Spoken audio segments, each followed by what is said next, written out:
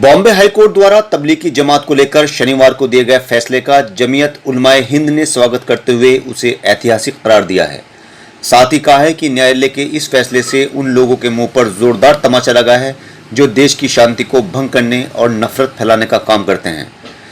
हम आपको बता दें कि बॉम्बे हाईकोर्ट की औरंगाबाद पीठ ने शनिवार को विदेशी तबलीगी जमात के मामले की सुनवाई करते हुए एफआईआर रद्द करने का निर्देश दिया और कहा कि अतिथि देवो भव की महान परंपरा पर काम करने के बजाय विदेशी मेहमानों पर जुल्म किया गया।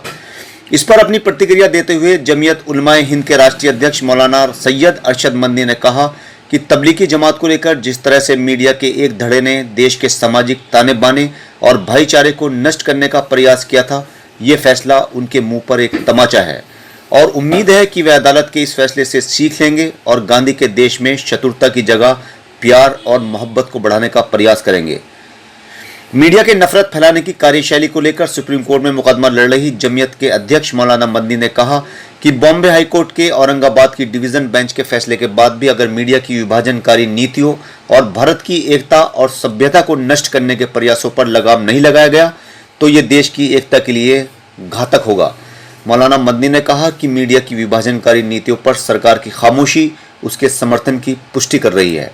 इससे पहले कि सुप्रीम कोर्ट में सुनवाई के दौरान एडवोकेट ऑन रिकॉर्ड एजाज मकबूल ने अदालत का ध्यान केंद्रित करते हुए उन 150 चैनलों और अखबारों की जानिब दिलाई थी जिसमें मुसलमानों के दिलों को ठेस पहुंचाने में कोई कमी नहीं की गई थी।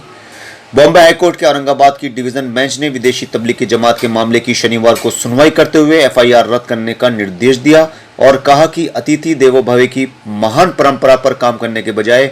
विदेशी मेहमानों पर जुल्म किया गया। अदालत ने कहा कि हमारी सभ्यता अतिथि देवो भव की कहावत मशहूर है जिसका अर्थ यह है कि हमारे मेहमान भगवान जैसे हैं, मगर मौजूदा परिस्थितियों ने इसे छिन्न भिन्न कर दिया है। क्या हम सच में उस अजीम परंपरा और सभ्यता पर अमल कर रहे हैं? तबलीगी जमात के मीडिया ट्रायल पर अदालत ने मीडिया के कामकाज पर भी सवाल खड़ा किया। न्यायालय ने कहा कि तबलीगी जमात के लोगों को बलि का बकरा बनाया गया।